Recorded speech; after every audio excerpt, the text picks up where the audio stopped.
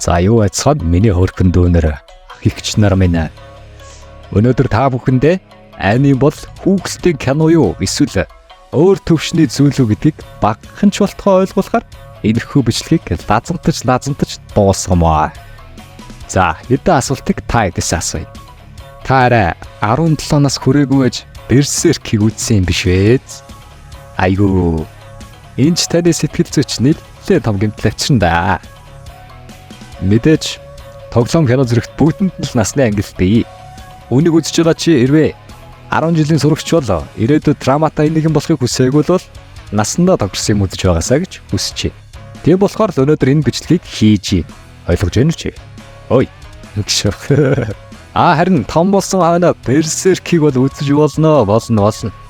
Та бас лаадаг анив шүү дээ бас. За тэгээ.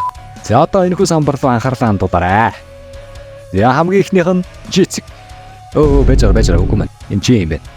Андорцсон биш. Аав ээж эмээ өвөө та болон танаа дөө бүгд дээрээ суугаад үцгэд энэ бол сэй. Ямар нэгэн аюулгүй.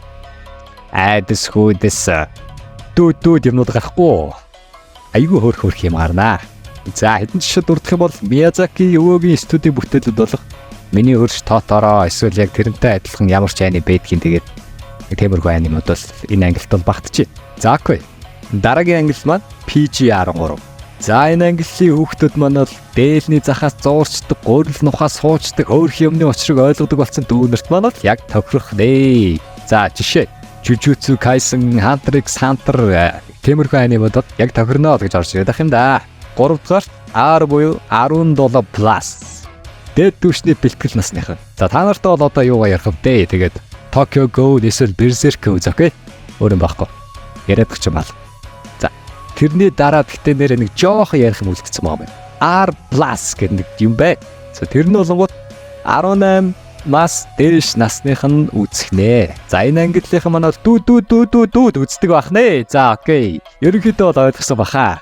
За тэгээд энийг яриад яг би ч одоо ёс зүйтэй хөөжрөнд улсын иргэн болохоор одоо алгасан. Цэг. Окей.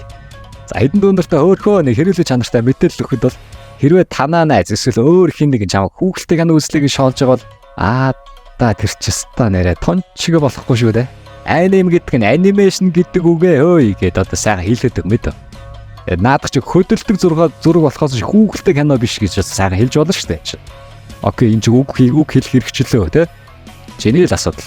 За одоо энэ өвтөс сонссон чамд сэтгэл зүрхнийхээ угаас нарийн нандин утасныхаа угаас баярлалаа гэж хэлье.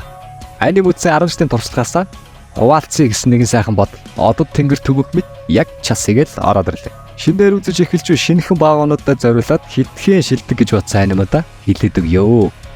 За мэдээч энэ 100% миний үзэл бодол шифтер шиг нэвч шингэсэн учраас сонирхол санаа чинь эцэл үзээрэй санал болгоё. Эхэнд нь сайхан инээ санаагаа жилэлгүй одоо яах вэ гэсэн ярцаас үйл явдаггүй комеди жанрын анime бол Grand Blue ороод ирэх юм да. За үйл явдлаа дах юмч бараг байхгүй дээ.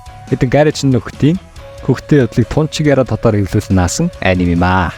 Хоёрт нь хайр дурлал хагцалгууныг хүсэгчд маань яг тохирсон нэгэн сайхан урлагийн бүтээл бий.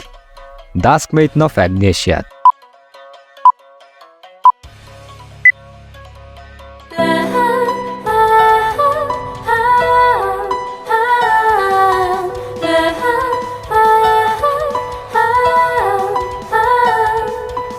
За ерөнхийдөө сүнстэй сэтгэл зүрхээ нэгтгсэн уйлмаар ч юм шиг дуулмаар ч юм шиг нэг тиймэрхүү л байна.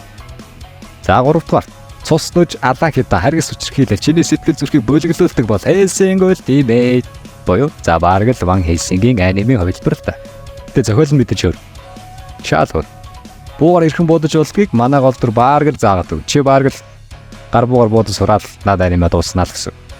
Дөрөвт нь юмны учрыг ухаж 3 өдөр 3 шин бодуулдаг яйта гэсэн нууцлаг аниме маань Boku Dakega Inaimachi за монголчуудаа маань орчуулснаар бол бий л байхгүй хот гэж утгачлсан уянгалсан байдаг юм аа. За үйл явдал нь мэдээж тарих толгой эргүүлэх зорилготой учраас үзэж тарихаа эргүүлээ. Окей. За товт нь Isekai OP anime эцэг тэнгэр гол панчаануудын нэг бол гарцаа байхгүй Overlord. 2020 оноос ихсэн ам чимтгөө баахан уулаа шиг Isekai-уудын хажуудад яалтчгүй сэтгэлд үлдсэн цөөн анимуудын нэг мөө. Үйл явдал тодорхой учраас угаасаа хинч дийлэхгүй, тэгэл болоо.